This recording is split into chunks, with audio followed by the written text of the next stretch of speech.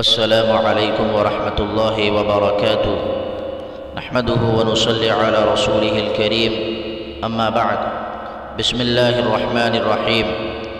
محترم سامعین، دارالعلوم جامعہ حسینیہ خیر العلوم بھوپال کا علمی و ادبی و اصلاحی و دینی ترجمان ماہنامہ دعوت خیر بھوپال کا اداریہ آپ کے سامنے پیش کیا جا رہا ہے کہ محمد سے وفا تو نے تو ہم تیرے ہیں۔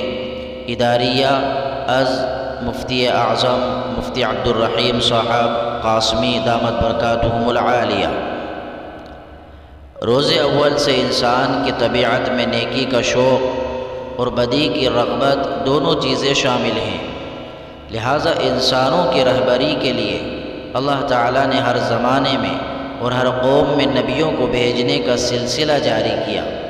حضرت آدم علیہ السلام کو اللہ تبارک و تعالیٰ نے سب سے پہلا نبی اور پیغمبر بنایا۔ ان کے بعد کم و بیش 1.25 لاکھ انبیاء علیہم السلام کو دنیا میں انسانوں کی رہبری اور خیر خواہی کے لیے بھیجا۔ آخر میں نبی آخر الزماں خاتم النبیین سید المرسلین رحمت للعالمین حضرت محمد صلی اللہ علیہ وسلم ایک جامع کامل اور مکمل دین لے کر تشریف لائے۔ آپ کا دل و دماغ علم الہی اور نور خداوندی سے روشن تھا اور اقوال و اعمال منشاء ربانی کے تابع تھے۔ ان کے اخلاق انتہائی پاکیزہ تھے، فرشتے بھی ان کی معصومیت پر رشک کرتے تھے۔ ان کی زندگی مثالی و معیاری تھی۔ اللہ تعالیٰ نے اپنی پسندیدہ زندگی کا آپ کو نمونہ بنایا تھا اور تمام انسانوں سے مطالبہ کیا کہ اللہ تعالیٰ کا محبوب دوست بننا چاہیں تو ان کی اطاعت و اتباع کریں اور ان کی زندگی کے مطابق اپنی زندگی بنائیں۔ جب آپ دنیا میں تشریف لائے اس وقت سماج کے حالات بہت خراب تھے۔ کمزوروں اور غلاموں پر ظلم و ستم کے پہاڑ توڑے جاتے تھے۔ عورتوں کے ساتھ جانوروں سے بھی بدتر سلوک کیا جاتا تھا۔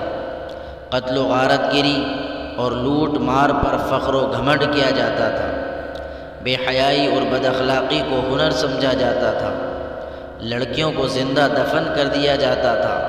یہ تمام حالات دیکھ کر جب آپ صلی اللہ علیہ وسلم نے مذہب اسلام کے صاف و شفاف آئینے میں معاشرے کے چہرے کی خرابیاں اور برائیاں دکھائیں اور حق پرستی کی دعوت دی تو ظالم و جابر اور خواہش پرست لوگ اس آئینے کی ہی برائی کرنے لگے اور کڑوی دوا پی کر صحت حاصل کرنے کے بجائے محسن و مربی معالج ہی کے دشمن بن گئے۔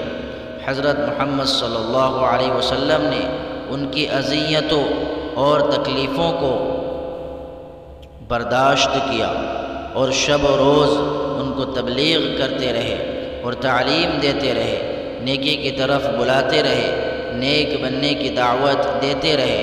آپ کی اس محنت نے کچھ عرصے بعد عظیم اخلاقی انقلاب برپا کر دیا۔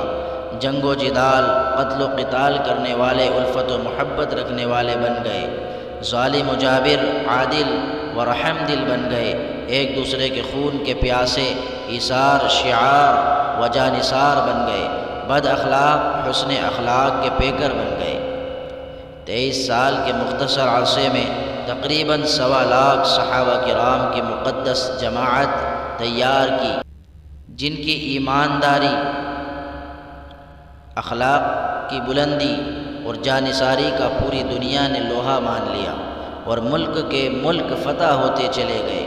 حضرت محمد صلی اللہ علیہ وسلم کی زندگی میں 10 لاکھ مربع میل پر اسلامی حکومت قائم ہو گئی تھی۔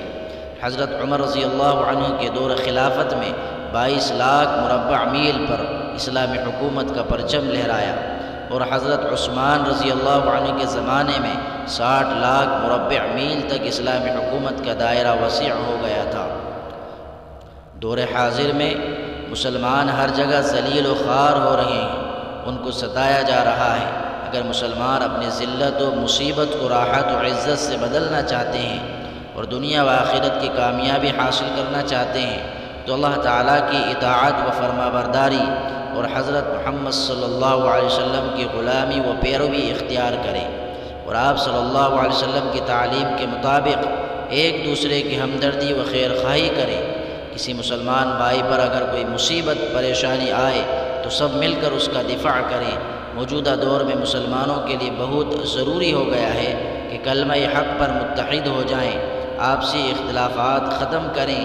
اگر مسلمان حضور صلی اللہ علیہ وسلم کی تعلیم و تربیت پر عمل کریں تو آج بھی سربلندی حاصل کر سکتے ہیں کہ محمد سے وفا تو نے تو ہم تیرے ہیں، کہ محمد سے وفا تو نے تو ہم تیرے ہیں، یہ جہاں چیز ہے کیا لوح و قلم تیرے ہیں۔